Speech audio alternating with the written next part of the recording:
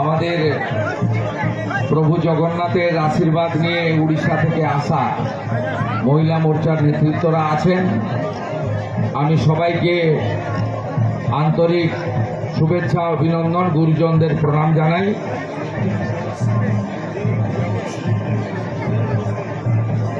আমাদের এবারের যে নির্বাচন, এই নির্বাচন পশ্চিমবঙ্গে অত্যন্ত গুরুত্বপূর্ণ নির্বাচন। কারণ পশ্চিমবঙ্গে গত 15 বছরে যে কুশাসন অপশাসন হয়েছে, যেভাবে 26,000 চাকরি চুরি হয়েছে, যেভাবে আরজিকর সহ নারী নির্যাতন, মহিলা নির্যাতন হয়েছে, যেভাবে সনাতনীদের ধর্ম পালনের উপর আঘাত এসেছে, যেভাবে দরিদ্র মানুষ আরো দরিদ্র হয়েছে, যেভাবে প্রধানমন্ত্রী আবাস যোজনা থেকে কেন্দ্রের নানা উন্নয়নমূলক কাজ থেকে মানুষকে বঞ্চিত করা হয়েছে, তার প্রতিবাদে এবারের নির্বাচনে আপনাদের ভারতীয় জনতা পার্টিকে 23শে এপ্রিল সকাল 7টা থেকে সন্ধ্যে 6টা পর্যন্ত যে নির্বাচন, তাতে বিজেপিকে জেতাতে হবে। ভারতীয় জনতা পার্টির উচ্চ নেতৃত্ব আমাকে এই কেন্দ্রে পুনর্বার প্রার্থী করেছেন।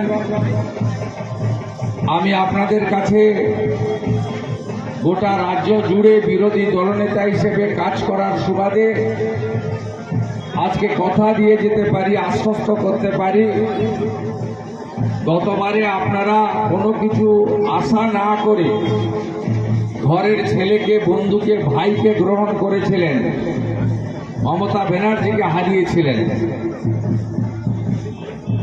আপনারা নিশ্চিন্ত থাকতে পারেন এবারের নির্বাচনে ভারতীয় জনতা পার্টি রাজ্যে সরকারে আসছে, একদম নিশ্চিন্ত থাকতে পারেন। আর বিজেপি এলে হাতে কাজ, পেটে ভাত, মাথায় ছাদ আমাদের অঙ্গীকার। আমরা 1,20,000 নয়, আবাস যোজনাতে প্রত্যেকটি বাড়িতে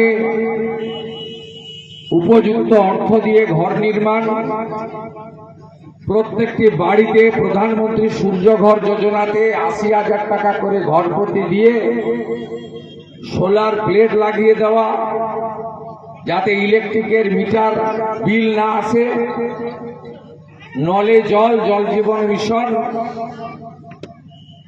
এবং সাথে সাথে স্বচ্ছ ভারতের অন্তর্গত শৌচালয় নির্মাণ।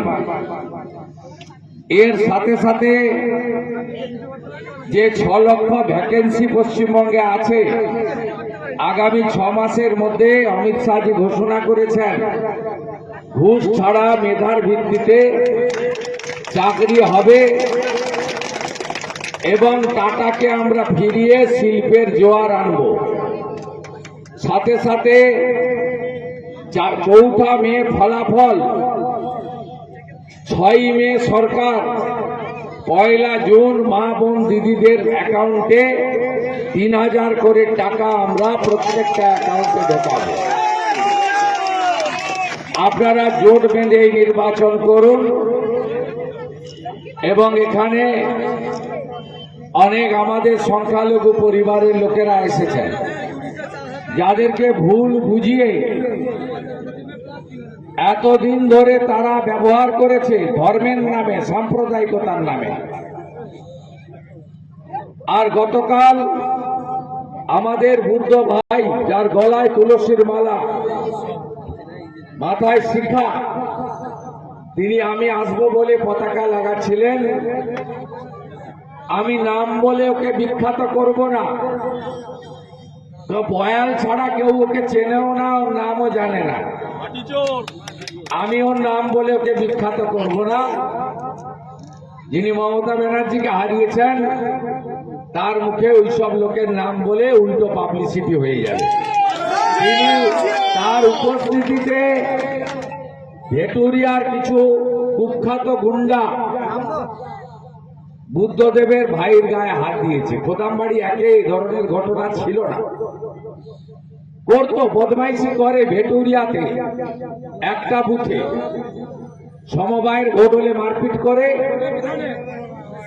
এমনকি আমি শক্তি কেন্দ্র প্রমুখের বাচ্চার অন্নপ্রাশনে এসেছিলাম, কোন রাজনৈতিক কাজে নয়, অসভ্যতামি করে।